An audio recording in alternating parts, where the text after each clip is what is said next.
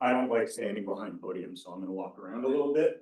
But, you know, this is an interesting opportunity for us to talk about what we're doing because, like the previous folks from Myers, we're just print and we're a packaging printer. We don't actually develop electronics or anything like that.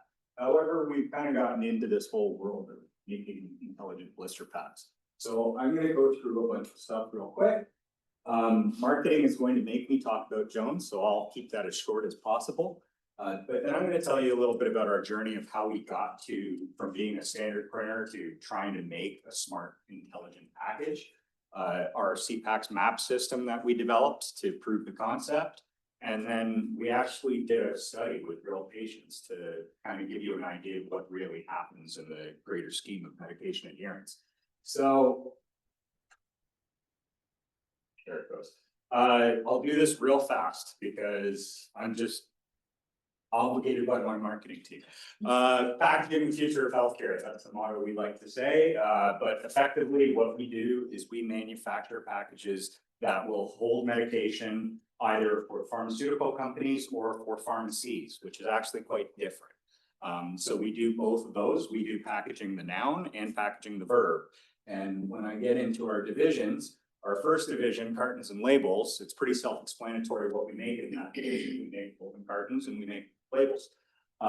The second group is our packaging services group. That's where we do packaging the verb. So we receive medications from companies like J&J or GSK or whomever, and we put them into the packages on behalf of those customers.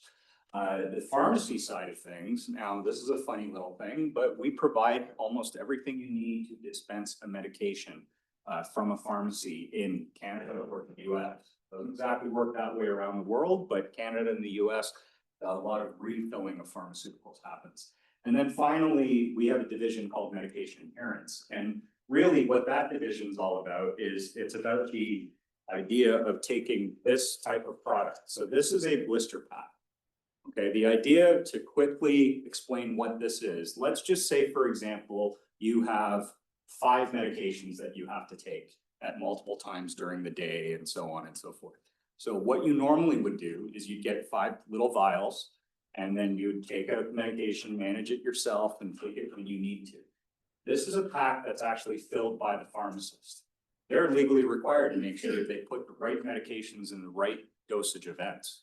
So now what you see here is basically breakfast, lunch, dinner, bedtime in columns.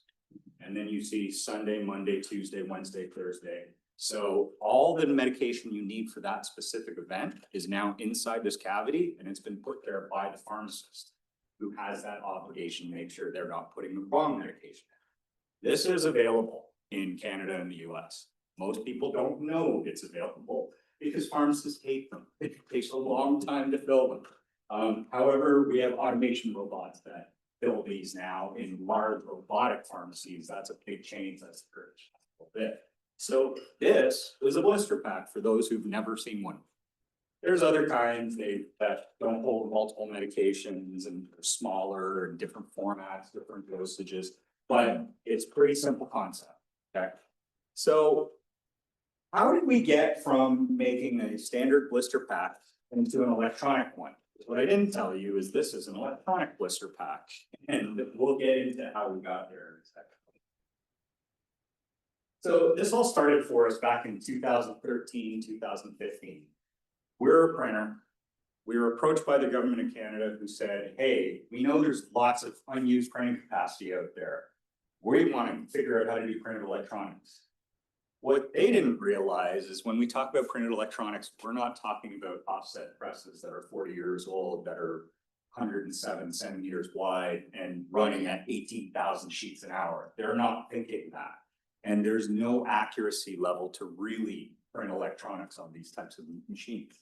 So we still took it as a challenge and we're like, hey, let's give it a go and see what we could do. We knew we had developed this pack and we were kind of thinking to ourselves, why don't we just take some steps here?